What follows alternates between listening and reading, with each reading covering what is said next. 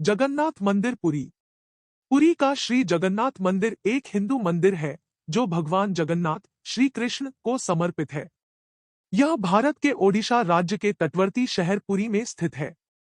जगन्नाथ शब्द का अर्थ जगत के स्वामी होता है। इनकी नगरी ही जगन्नाथपुरी या पुरी कहलाती है। इस मंदिर को हिंदुओं के 4 धाम में से एक गिना जाता है। यह वैष्णव संप्रदाय का मंदिर है जो भगवान विष्णु के अवतार श्री कृष्ण को समर्पित है। इस मंदिर का वार्षिक रथ यात्रा उत्सव प्रसिद्ध है। इसमें मंदिर के तीनों मुख्य देवता भगवान जगन्नाथ, उनके बड़े भ्राता बलभद्र और भगिनी सुभद्रा तीनों 3 अलग अलग भव्य और सुसज्जित रथों में विराजमान होकर नगर की यात्रा को निकलते हैं। श्री जगन्नाथपुरी पहले नील माधव के नाम से पूजे जाते थे, जो भील सरदार विश्वासु के आराध्य देव थे। अब से लगभग हजारों वर्ष पूर्व भील सरदार विश्वासु नील पर्वत की गुफा के अंदर नील माधव जी की पूजा किया करते थे। मध्यकाल से ही यह उत्सव अतीव हर्षोल्लास के साथ मनाया जाता है। इसके साथ ही यह उत्सव भारत के ढेरों वैष्णव कृष्ण मंदिरों में मनाया जाता है एवं यात्रा निकाली जाती है। यह मंदिर वैष्णव परंपराओं और संत रामानंद से जुड़ा हुआ है। यह गौड़ीय वैष्णव संप्रदाय के लिए खास महत्व रखता है। इस पंथ के संस्थापक श्री चैतन्य महाप्रभु भगवान की ओर आकर्षित हुए थे और कई वर्षों तक पुरी में रहे भी थे। गंग वंश के हाल ही में अन्वेषित ताम्रपत्रों से यह ज्ञात हुआ है कि वर्तमान मंदिर के निर्माण कार्य को कलिंग राजा अनंतवर्मन चोडगंग देव ने आरंभ कराया था। मंदिर के जगमोहन और विमान भाग इनके शासनकाल 1078 से 1148 में बने थे। फिर सन 1197 में जाकर ओडिया शासक अनंग भीम देव ने इस मंदिर को वर्तमान रूप दिया था। मंदिर में जगन्नाथ अर्चना सन 1558 तक होती रही। इस वर्ष अफगान जनरल काला पहाड़ ने ओडिशा पर हमला किया और मूर्तियां तथा मंदिर के भाग ध्वंस किए और पूजा बंद करा दी तथा विग्रहों को गुप्त में चिलिका झील में स्थित एक द्वीप में रखा गया। बाद में रामचंद्र देव के खुर्दा में स्वतंत्र राज्य स्थापित करने पर मंदिर और इसकी मूर्तियों की पुनर्स्थापना हुई। मंदिर से जुड़ी कथाएं। इस मंदिर के उद्गम से जुड़ी परंपरागत कथा के अनुसार भगवान जगन्नाथ की इंद्रनील या नीलमणि से निर्मित मूल मूर्ति एक अगरू वृक्ष के नीचे मिली थी। यह इतनी चकचौंध करने वाली थी कि धर्म ने इसे पृथ्वी के नीचे छुपाना चाहा। मालवा नरेश इंद्रद्युम्न को स्वप्न में यही मूर्ति दिखाई दी थी। तब उसने कड़ी तपस्या की और तब भगवान विष्णु ने उसे बताया कि वह पुरी के समुद्र तट पर जाए और उसे एक दारू लकड़ी का लट्ठा मिलेगा। उसी लकड़ी से वह मूर्ति का निर्माण कराए। राजा ने ऐसा ही किया और उसे लकड़ी का लट्ठा मिल भी गया। उसके बाद राजा को विष्णु और विश्वकर्मा बढ़ी कारीगर और मूर्तिकार के रूप में उसके सामने उपस्थित हुए, किंतु उन्होंने यह शर्त रखी कि वे 1 माह में मूर्ति तैयार कर देंगे, परंतु तब तक वह एक कमरे में बंद रहेंगे और राजा या कोई भी उस कमरे के अंदर नहीं आए।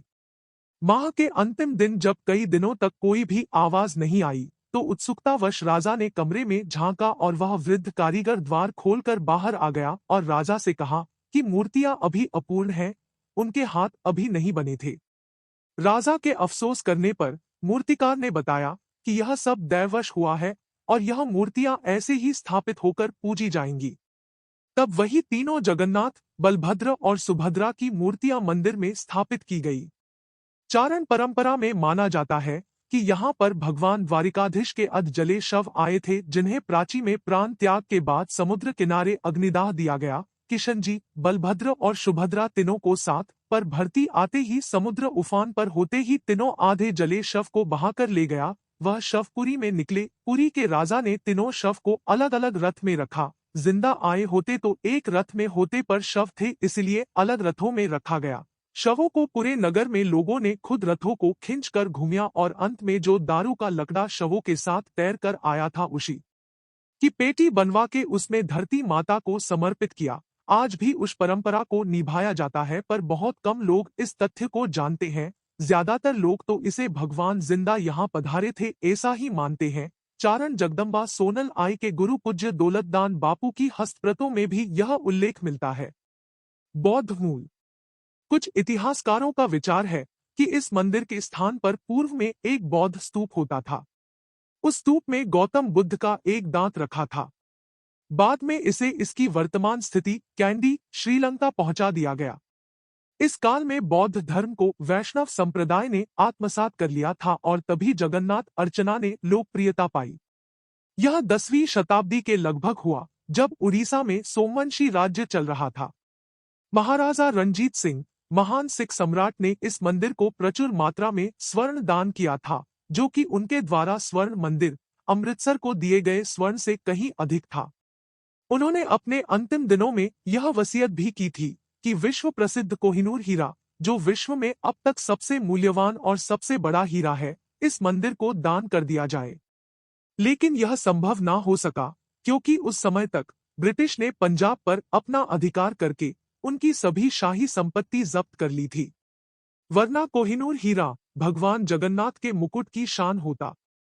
मंदिर का ढांचा। मंदिर का वृहद क्षेत्र 400,000 वर्ग फुट 37,000 वर्ग मीटर में फैला है और चहारदीवारी से घिरा है। कलिंग शैली के मंदिर स्थापत्यकला और शिल्प के आश्चर्यजनक प्रयोग से परिपूर्ण यह मंदिर भारत के भव्यतम स्मारक स्थलों में से एक है। मुख्य मंदिर वक्ररेखीय आकार का है, जिसके शिखर पर विष्णु का श्री सुदर्शन चक्र 8 आरों का चक्र मंडित है। इसे नील चक्र भी कहते हैं। यह अष्टधातु से निर्मित है और अति पावन और पवित्र माना जाता है। मंदिर का मुख्य ढांचा एक 214 फीट 65 मी ऊंचे पाषाण चबूतरे पर बना है। इसके भीतर आंतरिक गर्भगृह में मुख्य देवताओं की मूर्तियां स्थापित है। यह भाग इसे घेरे हुए अन्य भागों की अपेक्षा अधिक वर्चस्व वाला है।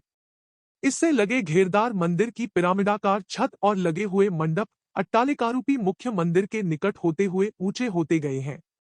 यह एक पर्वत को घेरे हुए अन्य छोटे पहाड़ियों, फिर छोटे टीलों के समूह रूपी बना है।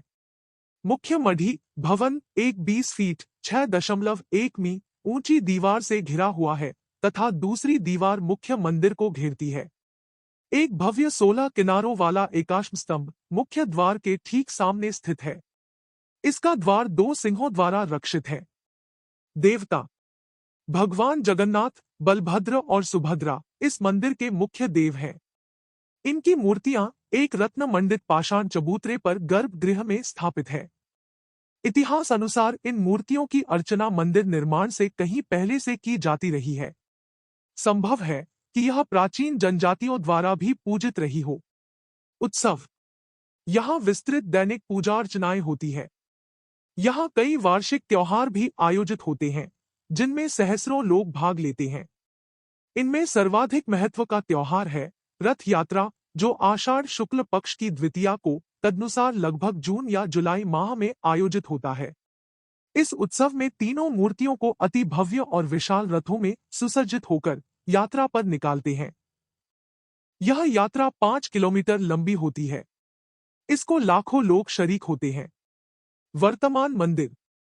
आधुनिक काल में यह मंदिर काफी व्यस्त और सामाजिक एवं धार्मिक आयोजनों और प्रकारों में व्यस्त है। जगन्नाथ मंदिर का एक बड़ा आकर्षण यहाँ की रसोई है। यह रसोई भारत की सबसे बड़ी रसोई के रूप में जानी जाती है। इस विशाल रसोई में भगवान को चढ़ाने वाले महाप्रसाद को तैयार करने के लिए 500 रसोइये तथा उनके 300 सहयोगी काम करते हैं। इस मंदिर में प्रविष्टि प्रतिबंधित है। इसमें गैर हिंदू लोगों का प्रवेश सर्वथा वर्जित है। पर्यटकों की प्रविष्टि भी वर्जित है।